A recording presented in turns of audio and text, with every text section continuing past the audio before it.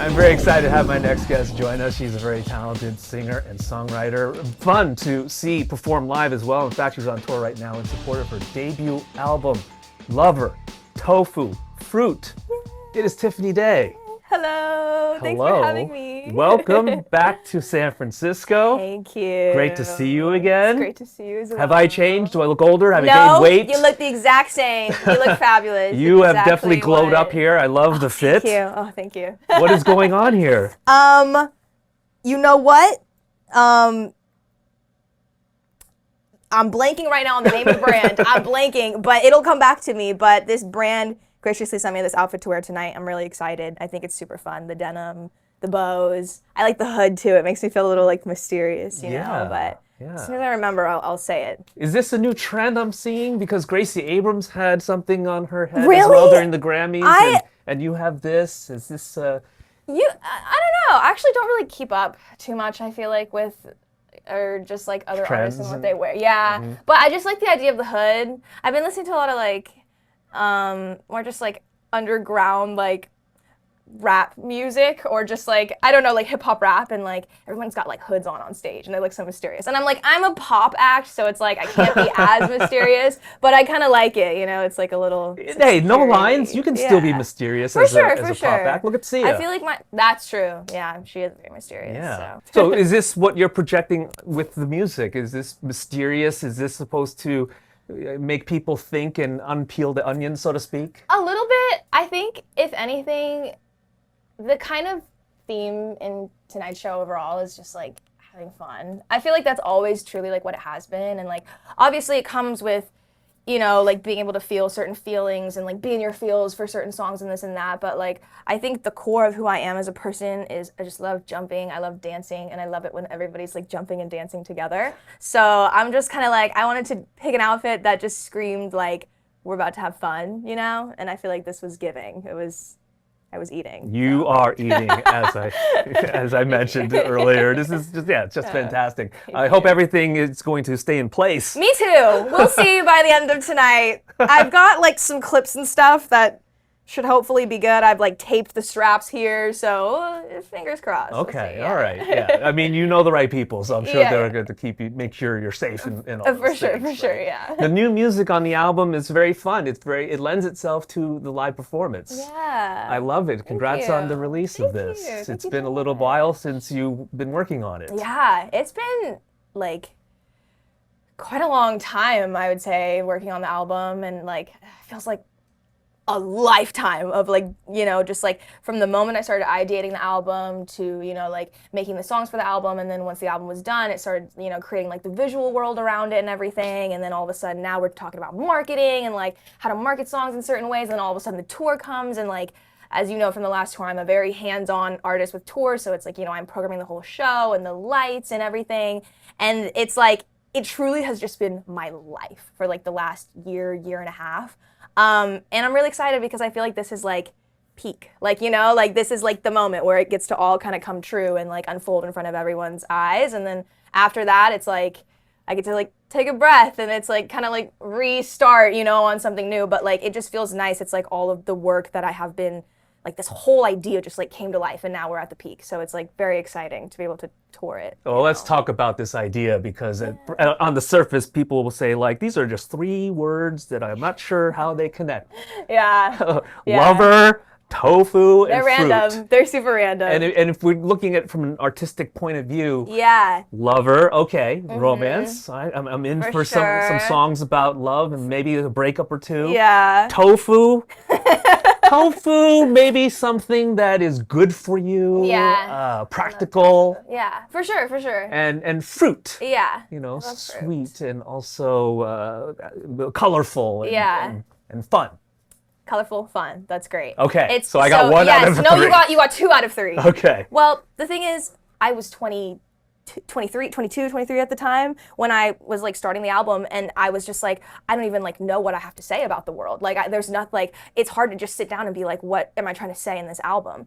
And so Lover Tofu Fruit, those words got really drawn to me because they felt super light. Like they didn't feel heavy at all. You know, it's not supposed to be about something deep, right? And so I was like, you know what? I'm gonna call it Lover Tofu Fruit, and the album is literally just gonna be a reflection of who I am as a 23-year-old. And that was like kind of the first step of where I wanted the project to go. And soon enough, life kind of happens, things kind of like unfold one by one, and like the project ended up having a deeper meaning by the end of it. I think it was like summer of 2023, I got a call, my grandpa had passed away, and that was the first of like my bloodline to go. Like, and it's crazy because like around this age, I think, and like, I mean, like, I think I'm very lucky. I think there's obviously a lot of kids who probably are younger than me that have already experienced that, you know? But I think roughly kind of around this age is when you start to, you know, lose, you know, some older family members. But it really freaked me out because the concept of death always seemed very like, like, we'll get there. But like, it hadn't really touched anyone, you know, in my life. And so all of a sudden it was like my grandpa had passed, and it kind of made me realize like, oh, like, death is real. Like, this is scary because when you're young, you're ignorant, it's bliss, you know, you're like, I'm gonna go out and party every night, I'm in college, I'm gonna hang out with my friends, like youth is forever. And then all of a sudden you blink and one day you're no longer 18 and you're like 25, right? I'm 25 now. But anyways, that being said, I feel like I was starting to kind of have like this awakening that I think is a universal thing that probably happens to a lot of young adults around this age, where they're just like, oh, I'm out of college and youth isn't forever and I am getting a little older and like I do notice some changes in my body. And I think I just started to like spiral really, really hard because all of a sudden I started thinking about my childhood dog, who was once 1 year old and now she's 11. And I started thinking about my parents who were once, you know, younger when they had me, and now all of a sudden they're also getting older. And like every time I'd come home, because, you know, my parents are in Kansas. Sorry, I yap a lot, so feel free to like cut me off and like point out, like, my parents are in Kansas. I live in Los Angeles now, so I don't get to see them, you know, that often. But every time I do come home, I always notice like, there's like a couple more gray hairs on your head now, and like makes me really sad because I'm like, life is moving so fast all of a sudden, and like I didn't even realize it was moving. I was just having fun being young, and then all of a sudden you finish college and you're like, oh, like everybody kept growing like as I was growing, you know? And it was a really, really scary feeling to process. And I think that's very normal for everyone to kind of, you know, realize that and be like, oh my gosh, like what's happening? How do I stop this? You tend to, you know, freak out. And I feel like my version of that damage control was making music about it. So it's very existential, this work, the feelings that went into this. For sure, yeah. Did you read anything to help cope with those experiences and those feelings? I'll say I journaled a lot. I didn't read like as much, I think, because I didn't really know what kind of stuff was out there for like me to read to make me feel better. It was like this weird thing where it's like, how can people around you comfort you if the reason you're crying is because these people are going to like one day not be here? It's like there's like no one can comfort you on this kind of problem, you know? It's like something you kind of have to work through yourself. So I had like a lot of journal entries, and I like started chatting with like a therapist here and there, and like that had helped me a bit too, but it took me quite a long time to like be able to, because I would say I can be very like sensitive and emotional at certain points, especially when it comes to like my family and my dog and like the people I love. Like I can get really emotional about it. And so there was like probably like 5 or 6 months of my life where like I couldn't even talk about the idea of the end without tearing up. Like that's how intensely it had like hurt me, this whole realization. And so a lot of it was truly just like journaling and like trying to kind of speak about it to like loved ones. But you know, it's like, it's funny because I feel like at a certain age you feel it super strongly, and then when you get older maybe you don't feel it as much because you've already like kind of had that realization that things will end. But like I remember going to like my mom's room before I was like sleeping in the summer when I came to visit like Kansas back in the summer, and she's like, why aren't you sleeping? And I just started crying, and I was like, Mom, like I don't want to live in a world without you. And like, you know, she hugged me, she patted me on the back, she said, don't be silly, like that's a long time away, like, you know, like just the classic like mom comforting me thing. But like for me it was really, really hard. But I think truly it just took time and like writing about it over and over and over again until it became a broken record for it to like, for me to finally feel like okay with it, you know. Sounds like you had a really, really deep relationship, a strong relationship with your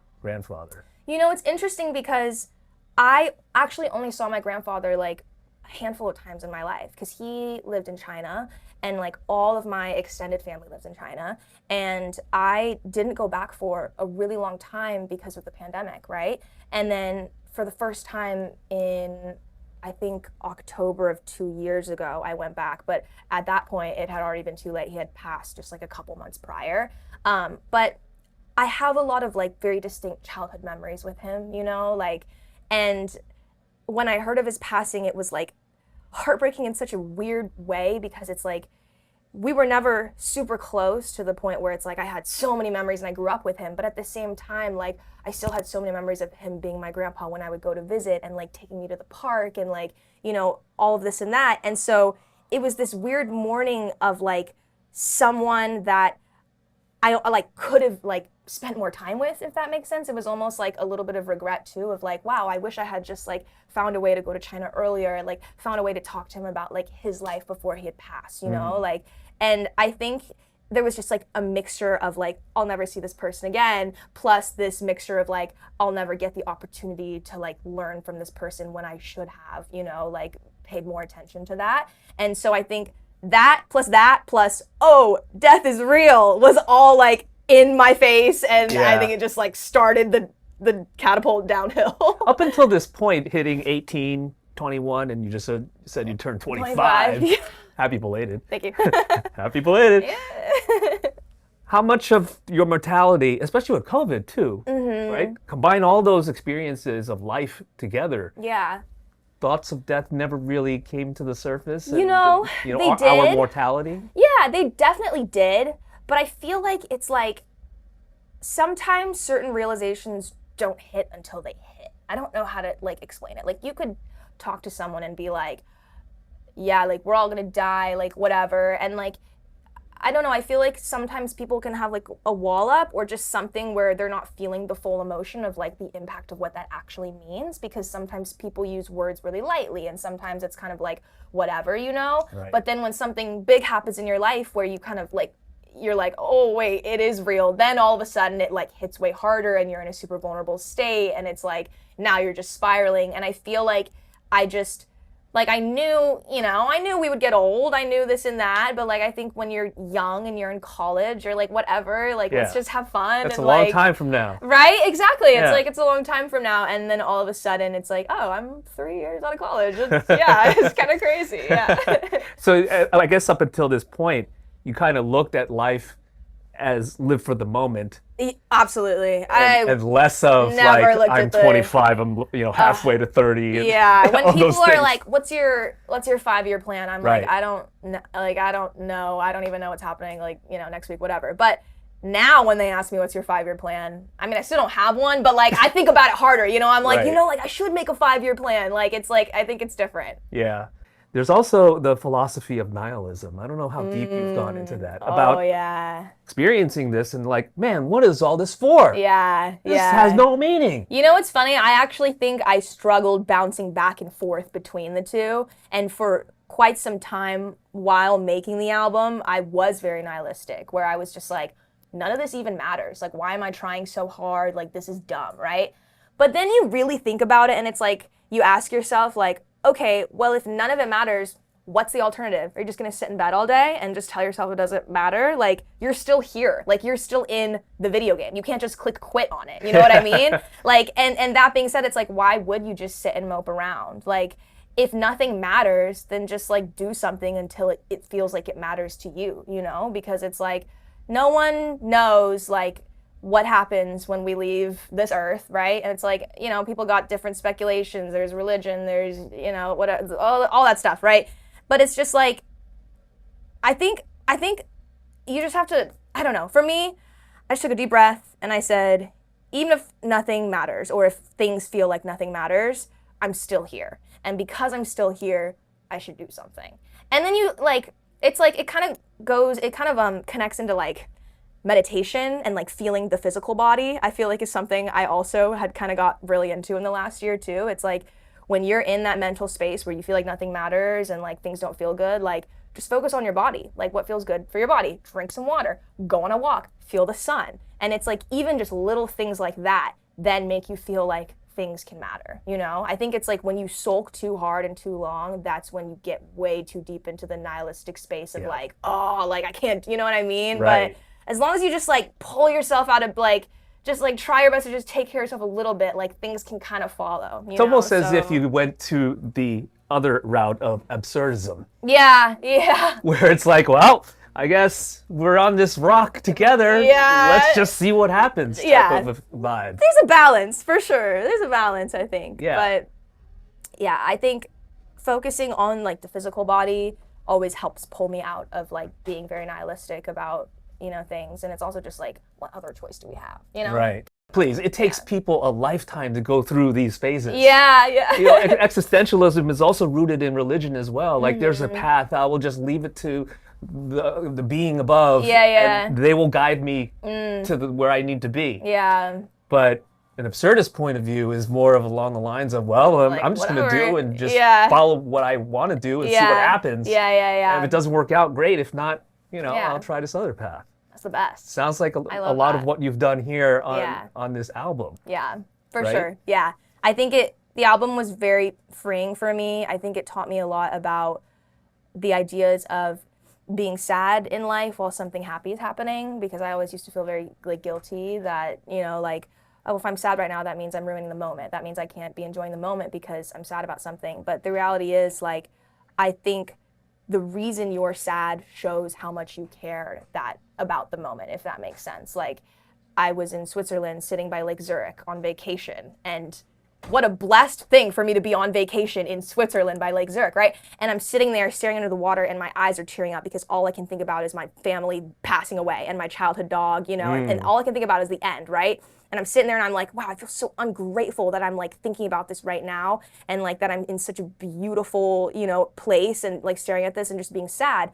And then I like reflected more staring at the water, and I was like, well, I think it's a good thing that I'm so sad because it shows how much I love my family. It shows how much something truly matters to me. And I think it's a good thing I'm sad because it shows that I care about enjoying this vacation. Like, it shows, you know, my intentions, and like, it kind of made me feel better. It was a weird like realization moment, and I feel like I started to apply that to like a lot of different things in my life that I felt guilty about being sad for. And I think it just helped kind of change my like brain chemistry a little bit, and now I don't get too sad anymore. Sometimes still do if I think really hard about it. I love how the Sonics represent all of this, by the way. Yeah. Viola was one of my favorite songs on the album, Simon said. The electronic Sonics is your wheelhouse. Yes. I love it, and I really look forward to the live interpretation of all Hell yeah, it's going to be great. I'm so excited. Really appreciate the time. Yeah, thank you so much. Great to see you again. Yeah, great to see you too. Yes, it is Tiffany Day right here on B-Sides.